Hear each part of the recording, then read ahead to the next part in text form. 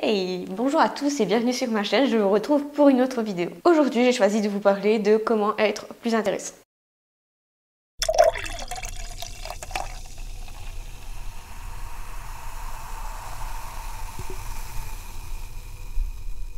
Si vous ne vous êtes pas encore abonné à la chaîne, c'est le moment de le faire. Vous savez que je fais une vidéo tous les vendredis. Il y aura toujours des thématiques qui peuvent vous intéresser, donc n'hésitez pas à vous abonner. La grande question du jour, c'est comment être intéressant. Je ne sais pas trop si on peut donner une définition à intéressant, du moins elle sera subjective.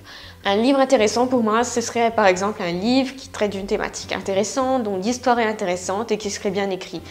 Un film intéressant, pareil, ce serait un film qui me tienne en haleine du début à la fin, qui ait une thématique intéressante et une histoire qui est palpitante. Est-ce qu'on peut dire la même chose d'une personne intéressante? Je ne crois pas. En tant qu'être humain complexe qu'on est, on ne peut pas tout à fait donner une définition à ce que c'est une personne intéressante.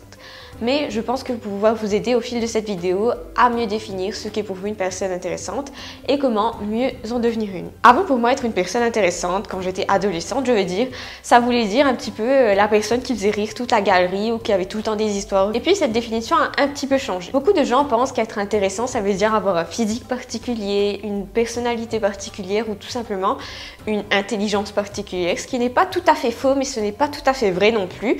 Et beaucoup d'autres gens essayent de remplir la définition que d'autres gens ont créée pour eux de ce que être une personne intéressante veut dire.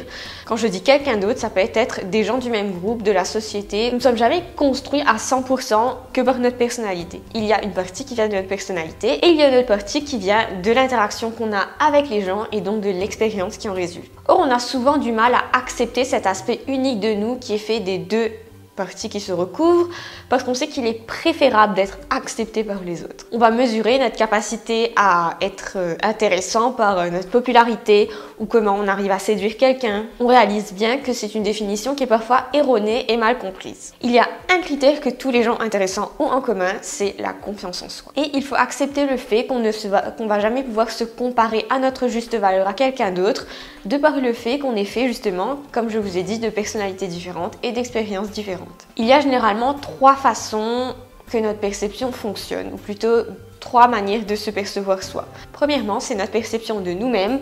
Deuxièmement, c'est comment les autres nous perçoivent. Et troisièmement, et c'est là le plus traître, c'est comment nous, on pense que les autres nous perçoivent. Et c'est sur ce troisième point qu'il faut éviter de dépenser trop d'énergie. Pour vous aider avec ça, voici quelques questions auxquelles j'aimerais que vous répondiez. Question numéro 1. Sur quel aspect de vous-même vous vous êtes déjà senti vulnérable, un peu comme inférieur aux autres? Deuxièmement, quelle partie de vous-même vous donne l'impression d'être validé par les autres et d'avoir confiance en vous? En gros, sur quel aspect de vous vous comptez pour plaire aux autres ou pour avoir confiance en vous par rapport aux autres? Troisièmement, à qui est-ce que vous préféreriez ressembler ou plutôt quel trait de quelle personne vous préféreriez avoir et pourquoi? Quatrième question, quelle personne, donc une personne ou plusieurs, vous font vraiment peur et quel aspect de vous cette personne va mettre en danger? Donc si cette personne est en face de vous, sur quels aspects de vous-même vous vous sentez vulnérable et en danger? Et cinquième et dernière question, comment la solitude vous fait vous sentir par rapport à vous-même? Donc quelle opinion vous avez de vous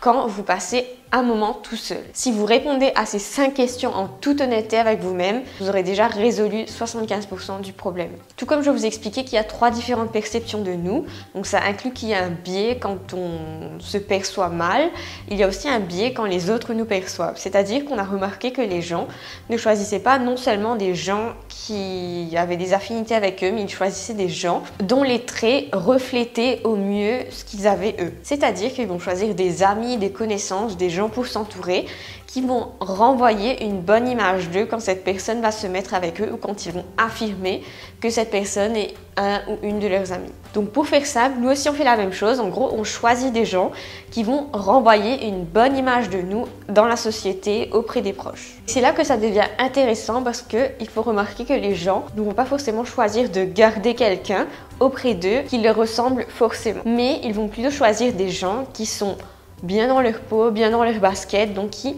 ont confiance en eux. Et ça renvoie sans doute la même image de comprenez que ce n'est pas basé que sur le physique, la personnalité ou l'intelligence, mais plus par rapport à l'attitude des gens par rapport à eux-mêmes. Donc en gros, plus vous vous assumez et plus vous devenez une personne intéressante. Un autre trait de caractère des gens intéressants, c'est le fait de savoir partager avec la personne en face leur personnalité et leur vécu de sorte à susciter une émotion ou un rapprochement avec la personne en face. Donc c'est la capacité à créer une connexion en racontant une expérience qui peut vous rendre intéressant. Subtilité, c'est que cette capacité elle-même est enrichie par vos expériences et votre vécu. Et c'est pour ça qu'il faut se concentrer avant tout sur comment rendre votre vie plus riche et plus intéressante selon vos critères avant de choisir le critère des autres. Savoir qui vous êtes et ce que vous aimez vous donne un pouvoir inestimable par rapport aux autres et va considérablement augmenter votre potentiel popularité. Une dernière astuce est de ne pas trop forcer sur la personnalité ou de ne pas essayer d'exagérer vos traits pour vous rendre plus intéressant, mais plutôt de maximiser vos expériences,